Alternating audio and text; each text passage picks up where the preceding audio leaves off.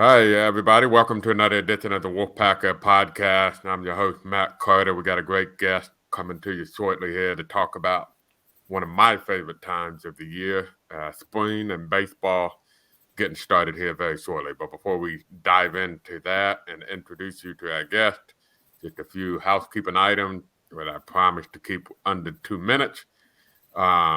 Please rate and review and leave a comment if you want about this podcast. Wherever you may listen to your podcast, you can download and subscribe to our podcast. You can also watch it on our YouTube channel, where we're getting very close to 2,000 followers, which helps us out. A little behind the curtain. Every subscriber we get helps us get a little bit of money. So if you like the Wolfpacker, it helps us if you subscribe to our YouTube channel. Speaking of the Wolfpacker.com, please come and check out our website. We had a fun insider chat today. A lot of value to being a premium subscriber to the website. We got spring football coming, but really basketball silly season is just around the corner. And you can subscribe now and get all the way to the end of August for $29.99, which is a pretty good deal. That's basically getting 3 or 4 months for free. So the deals are getting less and less after I moved to On3. So I can't promise there are going to be many more deals left to be had. So last but not least, please check out our sponsor, rogueshop.com. We've talked about them a lot. They're great supporters of the Wolfpacker.com. It's a husband and wife outfit, small company, natural cannabis products for your sleep deprivation or anxiety or chronic pain. These are natural legal supplements that can help you out. You can go to their website, rogueshop.com, They have a live chat feature where they will have a live human being, a real person on the other end to help you out. They're also on our message board. The husband, Richard, is a former disabled war veteran and got into these products to help himself out with some of his pain issues that he had.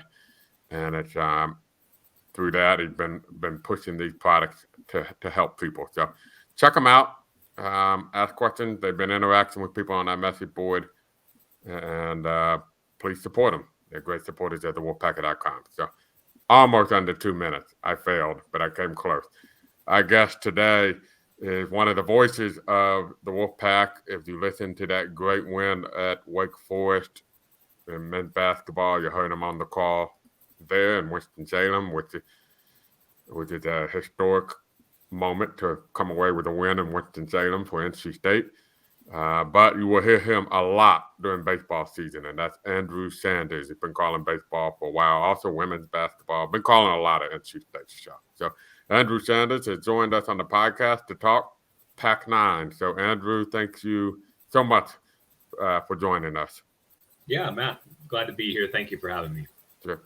And to our listeners, I'm getting over a respiratory virus, so if I sound really rough, apologies for that. But you should have heard me last week. It was really bad then. So, all right, Andrew. I'm going to start with a broad question. What are the odds that this is going to be a drama-free NC State baseball season by the time we come to May and June? You mean drama-free, like making the NCAA tournament? And not getting kicked out. Not near the bubble? Okay. Yeah, and then not being kicked out once you get there. Well, obviously it's the team that comes in ranked in the preseason. There's too many polls in college baseball. I think college baseball fans know that, but I pay the most attention to D1 baseball. They've got NC State ranked 21st. This is a team that is certainly talented. They have reloaded with 17 newcomers on the squad and obviously bring back quite a few guys from last year that were key contributors. So this is a team that, last year, all of the experts and the pundits all said that, it was a huge snub and NC State certainly deserved to be in the field. And this is a team that certainly the expectations coming into the year should be an NCAA tournament team. Yeah, I love D1 baseball. Aaron Fitt, I actually talked to him, I think in December, and he said he was still surprised NC State did not make the NCAA tournament. many months later. He also said that, you never know with baseball. It's a fickle sport. I mean, really, what you're saying in MLB, you promise 60 wins, you promise 60 losses. It's what you do in the other 42 games that makes the difference. But if everything came together for NC State, he thought, they could be in contention to get back to Omaha. Those were his words. As you've seen this team, you've talked to the coaches to prepare for the opening series. And we'll get into the nitty gritty here shortly, but broad picture, what do you think has to come together for NC State? I mean, what are you looking for in terms of this has got to come together to maximize potential? Yeah, well, obviously, pitching is so important, and NC State is in a good position in which, you bring back three guys that have proven that they can be starters on the weekend in the ACC, which is big. Not a lot of teams are doing that. Bring some talented newcomers on as well. But yeah, if you ask me what has to click, I mean, obviously pitching needs to be strong because there's a lot of new faces in the lineup, but historically, I mean, this team hits year in and year out. It's been extremely consistent.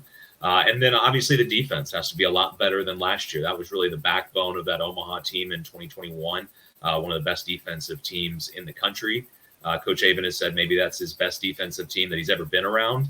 And last year was not the case. The defense really struggled, and that cost NC State some wins. And, when you're on the bubble and you're the last team left out, it might have been, it's hard over the course of a season to say, it was one thing or another, right? You got to take the season as a whole, but the defense was poor, especially by Coach Avent's standards, because again, typically the defense has always been very solid. And I do expect this to be a much better defensive team, but that is something that has to click. Yeah, that was something particularly because, NC State had so much success up the middle defensively over the years. As long as I can remember, you got the Diaz brothers, you had Joe Denan, Will Wilson, Jose Torres. They couldn't quite get that shortstop left side of him. Too, man. Yeah, somebody named Trey Turner. He was all right. And I'm sure I'm leaving out some other people as well. Obviously, with the pitching, everybody's going to ask about Sam Highfield. Mm-hmm. And nobody knows how he's going to do. Obviously, you can't predict pitching injuries. They happen every single year. But going into the year, you have a sense of where Sam Highfield is right now. And maybe remind our listeners or viewers what kind of difference he can make if he's healthy and up to form. Yeah, so that was obviously a key loss in the middle of last year, but really he wasn't as sharp as he had been the year prior to start off the season. And what Sam Highfield can provide is a top of the line, ACC starter. That's what he's been. So when you take that out of the equation, then everybody kind of has to move up a spot. So your Saturday guy becomes your Friday guy, and so on and so forth. Now your midweek guy's pitching on Sunday. You're trying to, and it just makes it tougher for the entire team. That's a big loss. And so they obviously missed him last year. I thought, a lot of guys stepped up in that spot, but to answer your question, he is feeling good, pitching well, and they expect him to play a huge role this season. Although, at least to start the season off, they do not see him as being a starting pitcher for NC State. They're going to try to utilize him in the same way that they used Evan Justice a couple years ago, or Chris Billiman. They really like having a swing guy, as they call it, a guy that can come in and pitch a couple of times on a weekend. And ideally, here's the thought process, Matt, is like you can spend 6 innings starting a game. Let's say you throw 6 innings. Then you impact one game. The thought process being, if you can throw, say, 3 innings on Friday and 3 innings on Sunday, you're still throwing the same workload. You're still throwing 6 innings, but the impact is to hopefully close out 2 games that are wins for you. And that's how they're gonna start the season. They really trust Sam Highfield. Obviously, he's pitched on the biggest stage in college baseball. There's nothing that's going to phase him. There's not going to be any moment that's too big for him. So they really like his mentality, his leadership, his maturity coming in and trying to finish out some games for them. But obviously, pitching changes over the course of the season. I mean, right. the weekend rotation to start against Wagner is not necessarily going to be the weekend rotation a month from now or towards the end of the season. Typically, it does change some. We saw a couple years ago they put Reed Johnston in that spot, in that swing spot, for many of the same reasons: his leadership, his maturity, his mentality, and ended up flip-flopping him and ended up making him the Friday guy and putting Evan Justice in the back end, and that worked out really well. So we'll see how things shake out, over the course of the season, but that's the plan for Sam to start the year. And obviously they're very excited to have him back and feeling good because he is a difference maker. And you mentioned that year with Reed Johnston, but if I recall, Evan Justice started the season opener that year, and so it was kind of as you mentioned with pitching, you do not know it will flip-flop. And that's obviously two guys that were really good pitchers, right? Yeah. But it sometimes it takes a little while to find out the correct role, and it turned out that Johnston, was really good on Fridays, and Evan Justice became, one of the most feared closers in college baseball by the end of that year. I mean, he would come in the game in the seventh, and you knew, the game was over. Yeah. And so it sometimes it takes a little while to shake out, but that's kind of the mold that they want to have him in, and that role to start the year, like you saw Villeman last year. But it is important to note, I was told they've already got him. You talk about stretching out a pitcher at the beginning of the year. Yeah.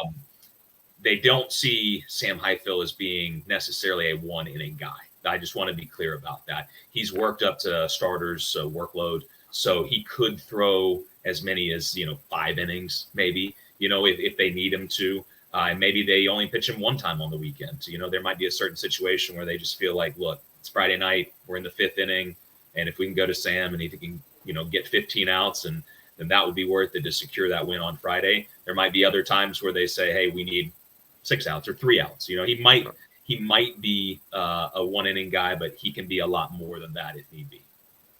Obviously, Logan Whitaker and Matt Willerton are kind of known commodities.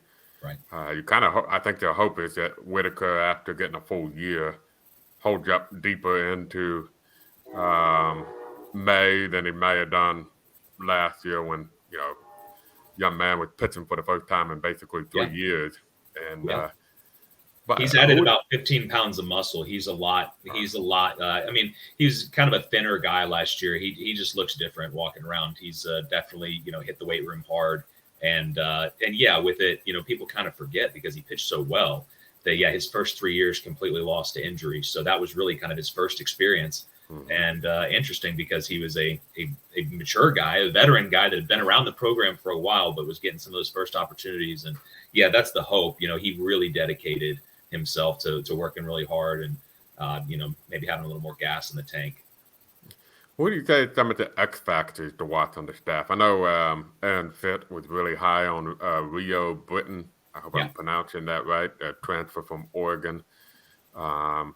Who would you say are maybe some X factors or curiosities that you're curious to see maybe joining some of those known commodities on the staff? Yeah, well, certainly Rio Britton is a name that is new for NC State, but he is kind of I'm interested to see him because he kind of is a known commodity because for those unfamiliar, he spent 2 years at Oregon and he was their most used reliever last year. He had 34 appearances and 24 of them were scoreless. So he's a guy that has been shut down in a good Power 5 conference already. So haven't seen him yet, in the ACC, but he's kind of a known commodity. I'm also a couple of freshmen, Dominic Fritton. They're really excited about and expect him to be the Sunday starter to start the year. So obviously, anytime you get a freshman getting the ball on the weekend as a starter, that's a guy who I think could certainly be an X factor. Another freshman they're really excited about is Andrew Schaffner. He's a right-hander. Fritton is a lefty. But Schaffner is electric, they say. And so he's a guy that is probably going to be a high leverage guy early in the year against right-handed hitters.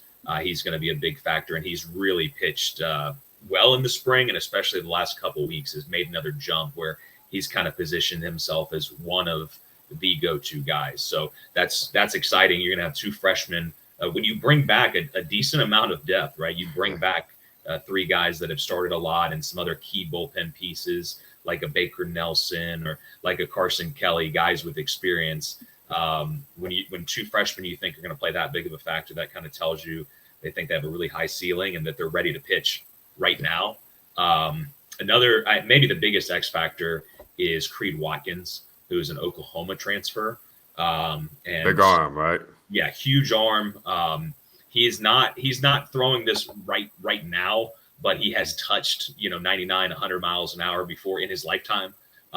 He hit like 97 in the fall, I'm told, at NC State. So he's a guy that brings a different level of just power pitching. And NC State, Villeman was that guy last year. But miles per hour wise, he was going to be 93, 94. And I think the fastball played up from that with its spin rate. And you could see that it was getting on guys a little quicker than you would expect, 93, 94. But yeah, Watkins is a guy with a power arm that they hope can be that X factor out of the pen. Kind of getting into the weeds a little bit before we move to the lineup, but you start the schedule off with Wagner this weekend, and then right away your first midweek game on the road at Coastal Carolina. So I don't know what Coastal Carolina's prognosis is this year or the expectations, but traditionally very strong, very formidable. So if you had to make some guesses on how they plan to use the midweek, do you have any ideas of how that might go early in the year? Yeah, so Coastal this year, D1 Baseball had them picked 5th in the Sun Belt, so a little down from where they have been historically, but obviously, that's a place that NC State has played quite a bit, and the ball, if the wind's blowing out, you might see both teams hit 4 or 5 home runs. Certainly seen that before. So as far as midweek goes, I think that's something that's still that is kind of the real thing that still has to shake out every year going into, okay, what you really try to set up is, okay, who's throwing on the weekend? Who's going to be that key guy out of the bullpen that might be the swing guy. And then obviously you want a couple of guys, both righties and lefties, that you feel like you can bring in high leverage situations. But, Garrett Payne was that guy quite a bit last year. He had off-season surgery on his elbow. And so with that, he's not going to be available this season to pitch for NC State. So that is kind of a question mark for this team, is can someone step into that midweek role? Yeah. Let's move to the lineup in the field. Sure. I'm assuming Jacob Cozart will be the catcher. Did a lot of that last year, and I think you're hoping for a nice jump from freshman to sophomore year. Depth, maybe a little bit of a question mark at catcher. Relying on I don't think so as much. You would think that, but maybe not the case. They really, really like Cannon Peoples, the freshman. Yeah. In fact, I think that's going to be a bit more of a true split than anyone would have anticipated. You mentioned Cozart looking to make a jump. He certainly did in May of last year. He hit 388 in the month of May. And so usually you would think that's the time that maybe freshmen are starting to get a little tired, especially because he had to catch so many games last year. But he had his best offensive performance in May. So, and he's tearing the cover off the ball right now. So they're very excited about him. But, he did that last spring as well. And it took a little while for him to get used to, college, that level of pitching. And I think we started to see what he can really do in May. So obviously they're excited about Cozart and him making a jump. But Peebles is a guy who went to Hanover High School in Virginia, the Hanover Hawks. That's where Andrew Kisner went to high school. And he's really tight with Kisner. He talks to him all the time. And Kisner kind of, put him under his wing and even taught him at some camps and things like that. They have a relationship from back when, he was in either late middle school or early high school. So he's kind of got an NC State alum and a major league catcher. And they really like him. He's the biggest thing as a freshman is to handle the pitching staff. And the pitching staff really likes him. They like pitching to him. And so I think it's going to, and they certainly hope that it's going to be a positive for both guys, and that Cozart's not going to have to catch, both games of a doubleheader. And he's not necessarily going to have to catch all 3 games on a weekend. So with that split, they hope that it keeps both guys a little bit fresher. And obviously the thing about Peebles too is he's a switch hitter. So you can have Cozart hit from the left side If you need a righty bat, obviously Peoples can provide that. And so he has been, I wouldn't say like a too big of a surprise because they were high on him coming in, but he's just really impressed in the fall and the spring. And so, everybody, I think, looking at it is, Cozart is going to make a jump, and I'm not going to argue with that at all. It's just that they think they have some depth at catcher, and really, Matt, I was talking with some of the coaches. They feel like this is probably the most depth they've had in the position player group in quite some time. Yeah. Especially in the outfield, which we'll get it's to. Crowded. The outfield is crowded. Yeah. Let's talk about infield. Last year was fielding was probably more the issue last year. They hit fine, obviously. But, I know from talking to Ann and others, Gino Groover was getting a look at third base back in the fall, and that the reviews were pretty good. Do you think Groover is the primary third baseman at the outset of the season? Yes. Yeah. Gino Groover has worked really hard to just do the things necessary to play that position. That's, arm strength, that's footwork, that's just working on quickness. Remember, he played middle infield. He played second base at Charlotte, and really, first base was not his natural position. And so once again, they're asking him to kind of play a little bit out of a more natural position, or to, I should say, maybe learn a bit of a new position. He did a great job of that, learning first base last year. And so you will see him at third. However, you might see him, especially in like late game situations, when you're up a few runs, you really want to shore things up defensively. They might go ahead and move him back to first, just because he's probably their best defensive first baseman also. But yeah, Gino will be at third, and that's an area.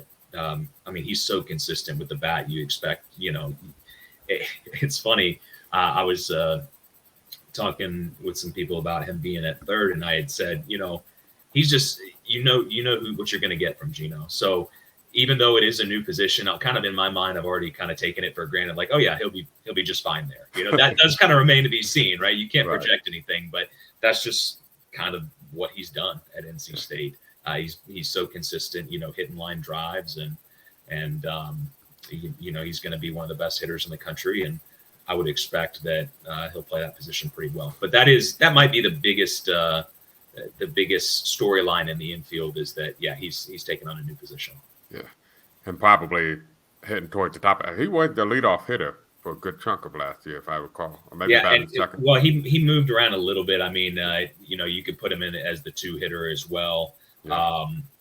It's going to be interesting how the lineup shakes out. And honestly, I don't have too many answers with that because it's a good problem to have. You've got a bunch of candidates, and you say, well, all of these guys should hit, probably in the top five. But when you have more than five guys, how does that shake out? That kind of remains to be seen. Yeah. Last year, Peyton Green started at shortstop. They moved into third base. Kind of had some, rookie growing pains, I guess you would say, at shortstop. He actually hit better than people may remember, I think, with Peyton Green. He was a pretty solid hitter. It came in with huge expectations. Do you feel like he's in a position now to kind of grab that shortstop position, get some of that confidence back, and be the everyday shortstop that we NC State fans have been so spoiled by? I mean, it really is a long run of unbelievable players short. As you mentioned, he came in very, very highly touted, and that long run of shortstops is a big reason why he wanted to come to NC State. Yeah. Because, they've proven over the years, this is a place where you can be an elite shortstop and continue on to the next level. And so, yes, he is going to be the starting shortstop on opening day. And that is a place that, the game was a little fast for him last year. There's never a doubt that, he had the athleticism to play the position. He has the athleticism to play shortstop in the big leagues. And to be honest with you, that's kind of one of the things in college baseball. Obviously, every team has a shortstop, but even the guys who are, potential prospects for the next level, most of them, they say, okay, he's playing shortstop in college, but it's kind of like almost every good player in high school will play shortstop, right? But not as many of them can translate and play shortstop in college. It's the same thing moving forward. But for Peyton Green, he's a guy that scouts look at and they say, yeah, he can play that position at the next level. And so the game, I think, is slowed down a little bit for him. And he is just crushing the ball in the spring. I mean, they were really excited. And the word that you use, the important word there is confidence. And as a freshman, the game's moving kind of fast. You have all these expectations. You're coming in to be, the next guy. And obviously it can be a lot to handle. And, we saw him at third base as well. He can play some third. He can play some second if need be, but that's not the plan. The plan is for him to play shortstop and pair up the middle with Kalai Harrison, who played shortstop. Speaking of being a freshman shortstop, he started 56 games at Texas A&M as a freshman. And so they feel like they've got a really good pairing up the middle there where they have Green and Harrison. And obviously that's a big loss when you lose JT Jarrett, who's a tremendous defensive second baseman. But they feel like they've got a couple of shortstops there that can combine up the middle. Yeah, Harrison was going to kind of be where I went. It's got to be weird for Elliot Avent to write a lineup card and not put JT Jarrett at second. I think he's been doing that for like the last 5 years or something like that. But Harrison had a reputation for being a good infielder, a defensive infielder at Texas A&M, who hits a little bit. He's actually got some pop in his bat too. I saw him in a scrimmage hit a home run to right field. I mean, he did. If you look at his average at Texas A&M, certainly struggled offensively. More of a defensive shortstop, you'd say, but. He's a guy that has taken big strides forward also offensively coming into this year. And he is not, I would say, like a light hitting second baseman where, it's going to be all singles. I mean, he's got some power as well. So that's exciting. Yeah. I think first base obviously didn't become the question mark. I've heard Will Marcy gotten some looks there. Yeah. And then obviously they're very excited about the freshman. Eli Serrano III, who some people tell me looks really impressive just physically when you see him. He just looks like a stud baseball player. Do you have an idea of how that might potentially play out at first? Yeah, the short answer is they're both going to play. But Will Marcy, we saw in times last year, he had a couple of pinch hit home runs last year. He got some pinch hit opportunities. He got some outfield opportunities, but it's a conversation they had with Will Marcy to say, look, the outfield's really crowded. You're the guy out of this outfield that has some experience, playing a little bit of first. And, he was open to that opportunity. Obviously, guys just want to get in the lineup. Right. And so he said, I'll play some first. And so, Marcy hits righty, Serrano hits lefty. So there's that mix. They really are seeing Marcy as a guy that he's hitting the ball so well right now that whether he's at first, whether he is in the outfield or whether he's DHing, like they want his bat in the lineup. Yeah. And so, but Serrano comes in as one of the best prospects out of the state of North Carolina. He went to the perfect game, All-American game. And he's tall, big kid. A lot of the Major League Baseball comps are to Christian Yelich. Yeah, that's what I've heard. Who's obviously a tremendous hitter. The one that popped in my mind is actually because he can play outfield as well. Because I've been told, now I haven't really seen him play a lot of outfield, to be honest with you, but I'm told that he is just really rangy out there and looks really smooth. And so I had asked somebody if he's kind of like Cody Bellinger. And then a couple of days later, I was talking to Coach Avent. He made that comparison. He said, I tell him all the time, he's like Cody Bellinger for the Dodgers, obviously. So he can play first, but he can play outfield. And so he's a freshman, kind of like Peyton Green from last year, right? He's coming in with a lot of expectations, a lot of buzz. And he has got a super high ceiling. So he's a guy that they're very, very excited about. And so I'll go back to my short answer, which is they're both going to play some first, and they're both going to get opportunities in the lineup. Minor correction, by the way. Cody Bellinger now with the Chicago Cubs. Speaking as a diehard Cubs fan. Okay, well, good for your Cubbies then. Yeah. I was hoping. When I think Bellinger, I think Dodgers. Yep, you should. Former MVP, hopefully back to MVP form at a bargain price for the Chicago Cubs. Okay. This year, but. Yeah, I got to tell you, I'm locked in on college baseball and Yeah. and college basketball and Major League Baseball. If you asked me who's on what team right now, I could not tell you. I can tell you that NC State alums made about $1 billion. I don't know what the actual, what's it, $400 million or something like that. You know what? I can tell you, Rodon's with the Yankees and Turner is now with the Phillies, right? So great for both of those guys. Very happy for them.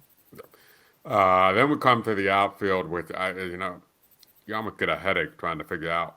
And to be honest, it's going to be a tough situation because obviously an established player may not be able to get the at-bats he wants or unless they platoon it. I'm just going to run through the list of candidates. Sure. And you can kind of see how you sort it out. Noah Souls obviously has started a ton of baseball at NC State. Was a 321 batter a year ago, 4 homers.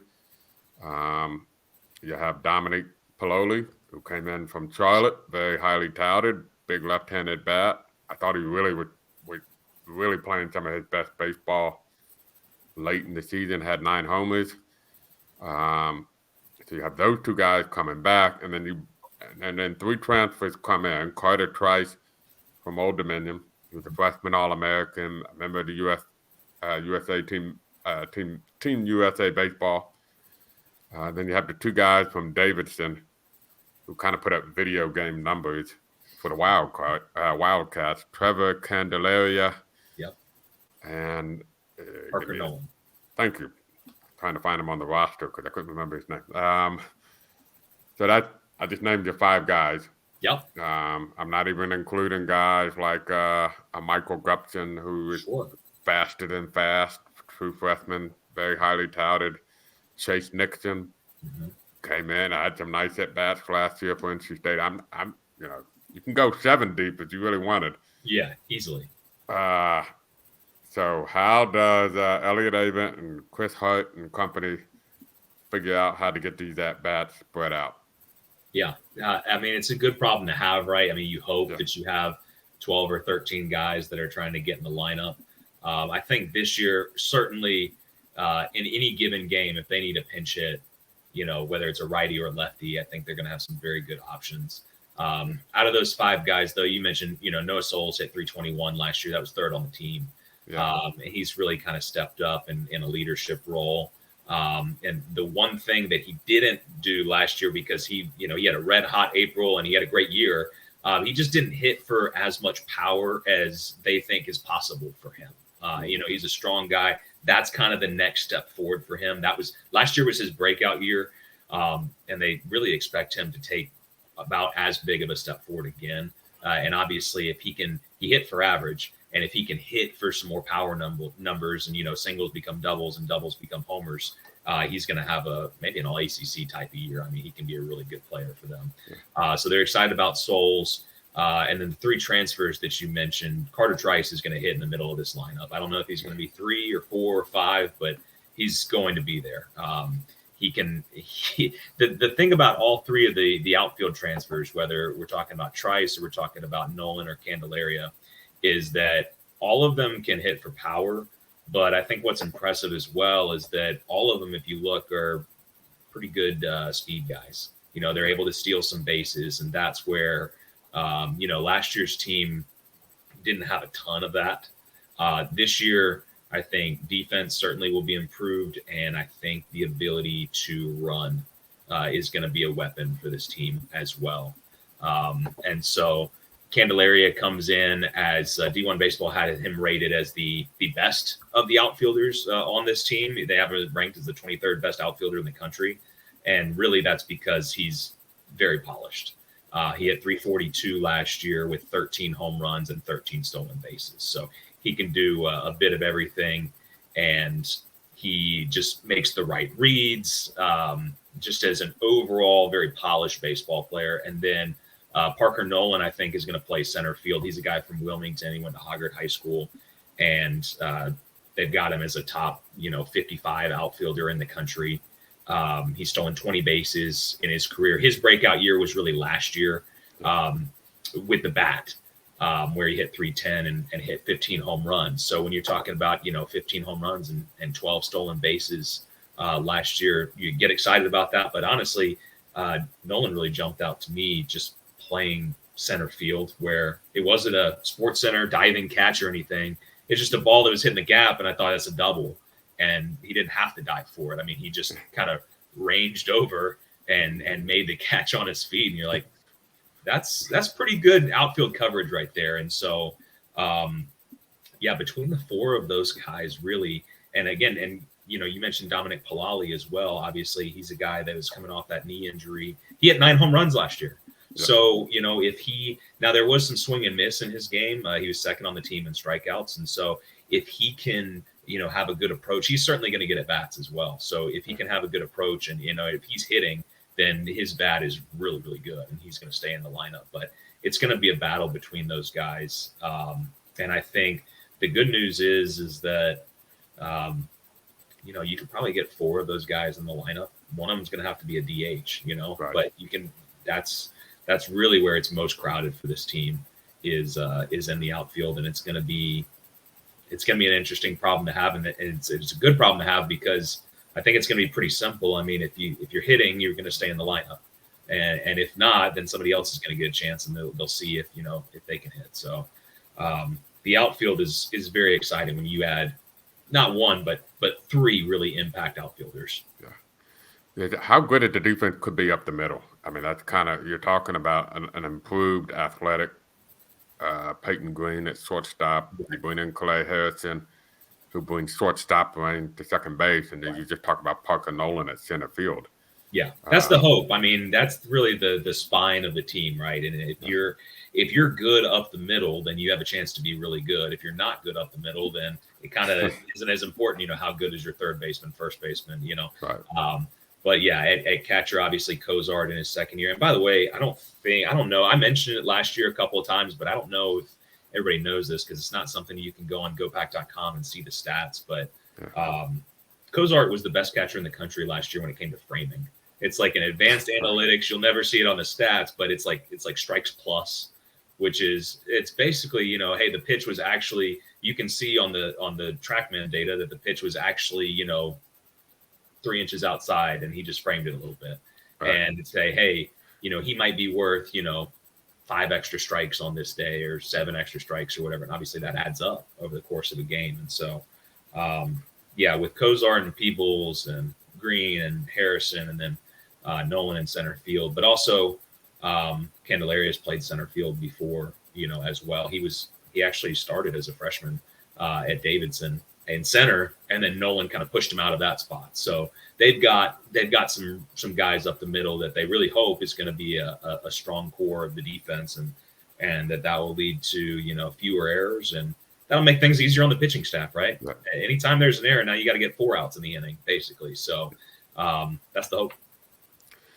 Last question about the team, and then one real quick question about the stadium to wrap it up. How this lineup, I remember the team that went to Omaha, and you never want to compare any team to a team that was an outbreak away from potentially being a world champion. But that team's lineup, 1 through 9, was so brutal for opposing pitching staffs. I look at this lineup, and I see somewhat similar potential based on past production. As I said, baseball is a fickle sport. A 310 hitter one year can be a 220 hitter the next. But based on past production and what you've seen, just how good could this lineup be? How difficult could this lineup be for opposing pitchers to get through once, much less twice in a start?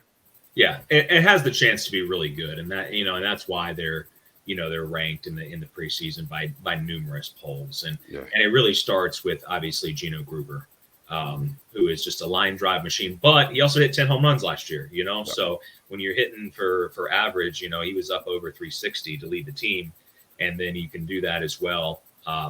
That's a great place to start, to have a guy like that in your lineup.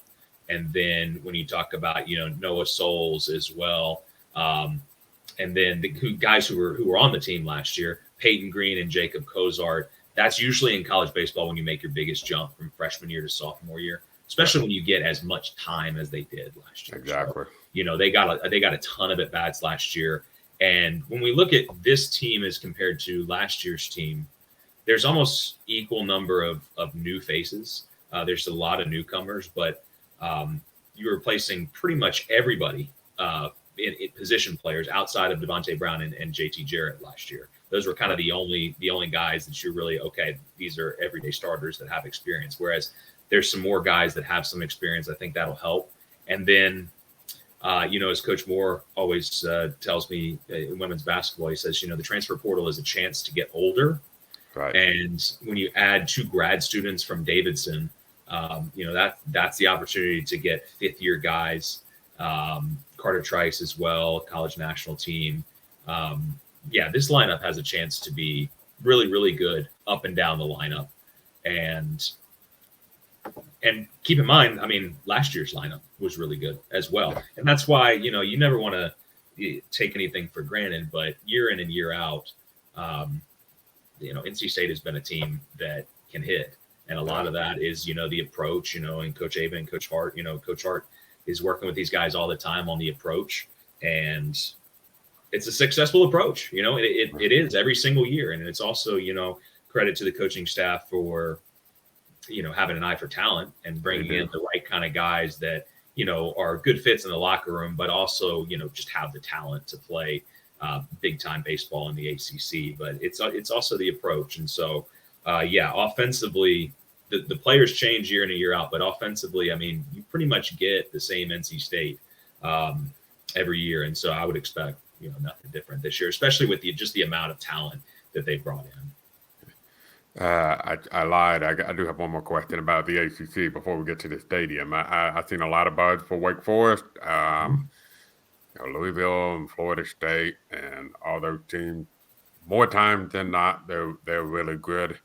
Mm-hmm. How do you Clemson kind of going through transition with coaches? How do you see the division shaping out, and then the ACC in general this year for baseball? Yeah, D1 baseball thinks that there's 10 bids in the league, and there's 14 teams. Right.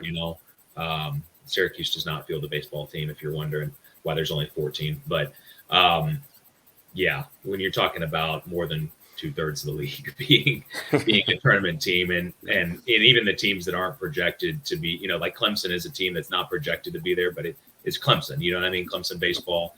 They hired a big time coach, and the league's going to be really, really good. It always is. Wake Forest has the highest preseason ranking, kind of understandably so, because they've got the starting pitching. But again, health is always the biggest factor. So I think there's probably at least 6 or 7 teams that can compete, to be the top team in the ACC. I think NC State is one of those teams. How that all shakes out, we'll see. But the league is going to be awesome. And as a broadcaster, it's really fun to call because, obviously great history at NC State and being around a lot of great players and being able to watch them play in their careers. And that's the case around the league. And, some of the guys that you get to see year in and year out. But those names you mentioned, it's the usual suspects, you know what I mean? And we got an early trip to Miami. The coastal side will be good as well. So it's always tough. Yeah, you're crossing over in the coastal with Miami, Virginia early in the year as well. You also get, obviously, North Carolina, traditional rivalry. I think the expectations are high for them. Yeah. And then you get Pittsburgh to end the year. What should fans expect when they walk into Doak Field for the first time? Probably won't get the full experience right away with since there are a lot of day games early in the year. But what the new experience is going to be like, especially for a night game? Say March 16th when Virginia comes for a 7 p.m. first tip. Yeah. So shameless plug. I retweeted this. You can find me on Twitter at AJSandersPXP. Yeah. But Jeff Gravely did a great video. NC State Athletics tweeted out as well that explained a lot of the upgrades. About a 3-minute video. If you're interested in the upgrades, I would definitely recommend watching that.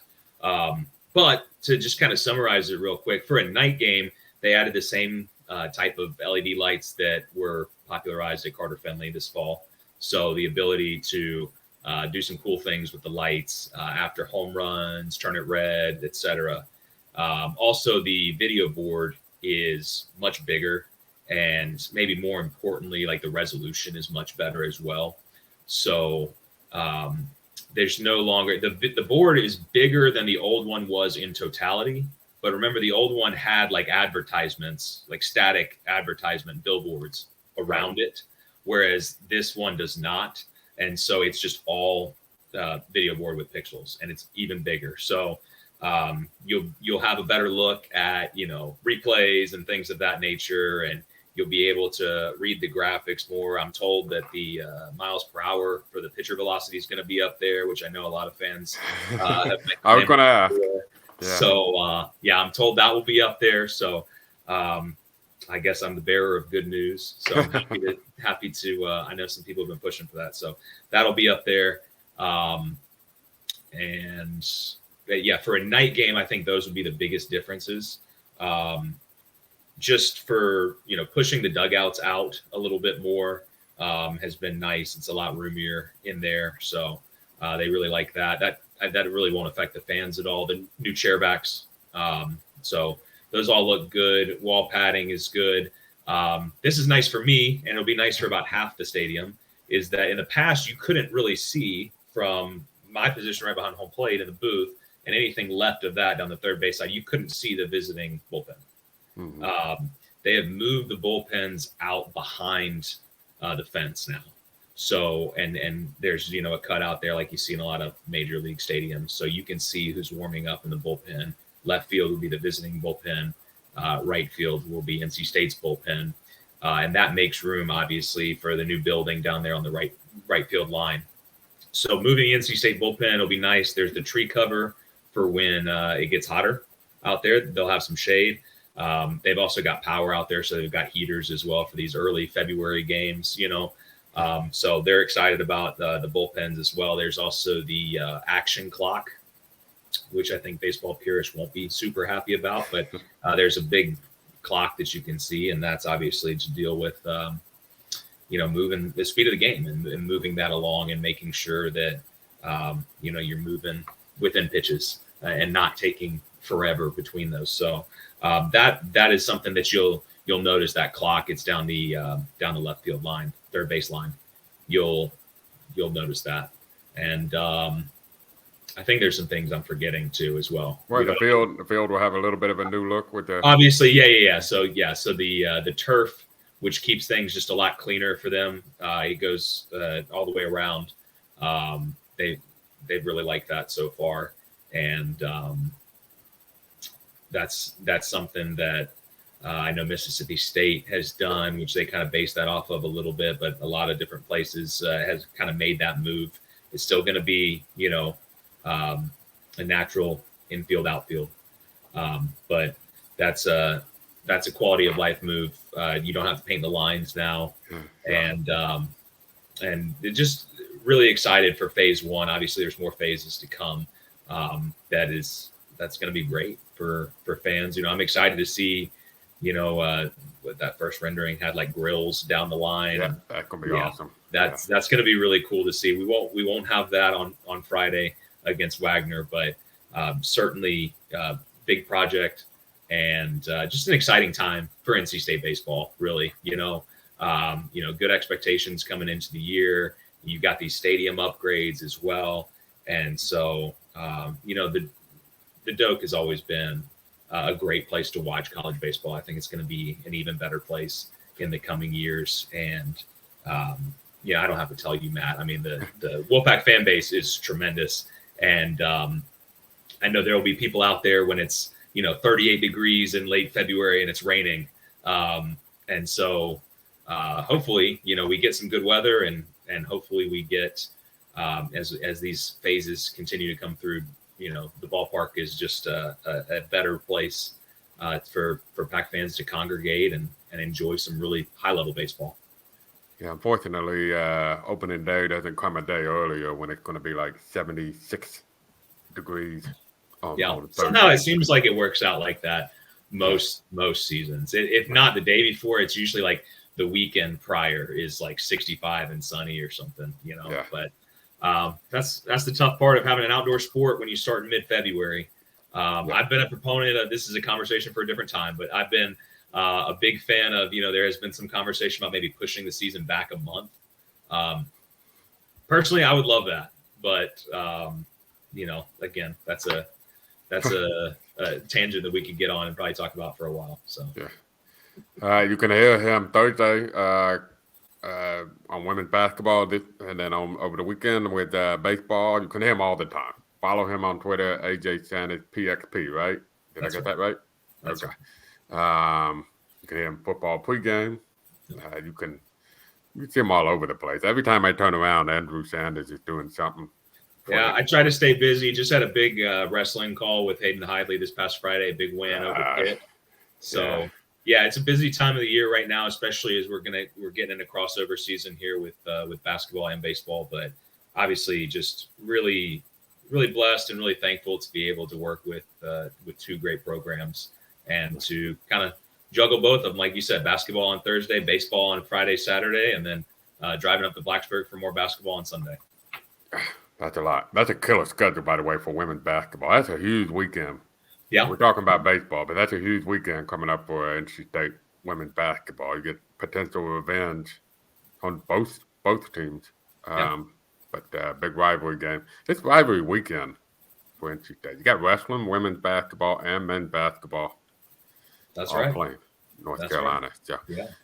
We'll have it all covered. We actually have a wrestling podcast. Former wrestler Tariq Wilson will be joining the show to talk about that. So be on the watch out for that. And be on the watch out for baseball coverage. I'll be out there Friday. Very good. Yeah. So hopefully the rain will be out of here. I think it's supposed to be out of there by mid-morning, late morning. I don't know. But we'll see. We'll test out the new drainage system. That's right. See, there's things that I forgot. There's new drainage as well. So that'll hopefully get them back on the field quicker. Yeah. So a lot of exciting stuff. So just a reminder, please subscribe to the Wolfpacker on YouTube. You can follow us on Twitter, on Facebook. It's the Wolfpacker for both accounts. You can get this podcast wherever you download your podcast, Spotify, Apple, wherever you get them, iTunes, wherever. Please leave a comment. If you have a question for Andrew Sanders about the baseball lineup, I'll let him know. He'll come out and answer it, or I'll answer it for him. Do whatever you need to do. And just a reminder to please support our sponsor, RogueShop.com, for all your natural cannabis needs, whether you have anxiety, sleep deprivation, chronic pain, legal natural supplements to maybe help you out. Try it out and see if it helps. That's RogueShop.com. So for Andrew, it's been awesome as always. It's Matt Carter. This has been the Wolfpacker.com podcast.